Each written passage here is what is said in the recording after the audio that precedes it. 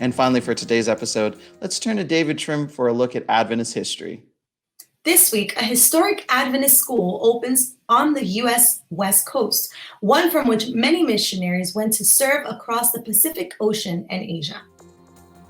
Welcome to This Week in Adventist History. On April 11, 1882, Healdsburg College opened for its first term with just 2 teachers, one of them this man, Sidney Brownsberger, who was also the president.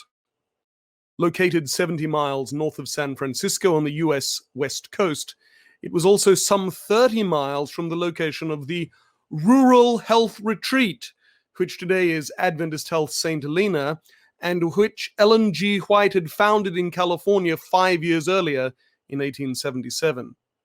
Healdsburg was just the second Seventh-day Adventist educational institution in the world after Battle Creek College, of which Brownsberger had also been president. Ellen White took a keen interest in Healdsburg, as well as the nearby Rural Health Retreat. Healdsburg College produced mission-minded graduates and faculty, for in 1896 its second president, William C. Granger, who had led Healdsburg for 8 years, gave up the presidency to become the first Adventist missionary to Japan. Other alumni went to serve in China, Korea, and the islands of the South Pacific. Healdsburg served the church for slightly more than a quarter of a century before circumstances obliged it to close in 1908, but not for long, because in 1909, thanks to the intervention of the Pacific Union Conference, which had only been founded in 1901, the college reopened in a new location, Angwin, close to St. Helena Sanitarium, and with a new name, Pacific Union College.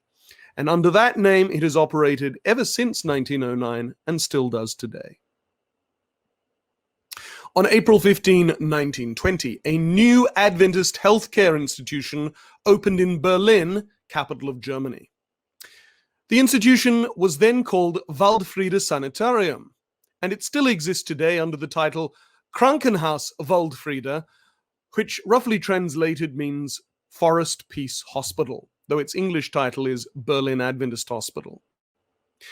It opened as a 39-bed sanitarium hospital under the leadership of Dr. Ludwig E. Conradi. Today, it is a 210-bed hospital that treats around 100,000 patients each year. It has long been the only acute care hospital in the Inter-European Division, and thus is an important institution. Please keep it and its witness in that highly secular country of Germany in your prayers. That was This Week in Seventh-day Adventist History.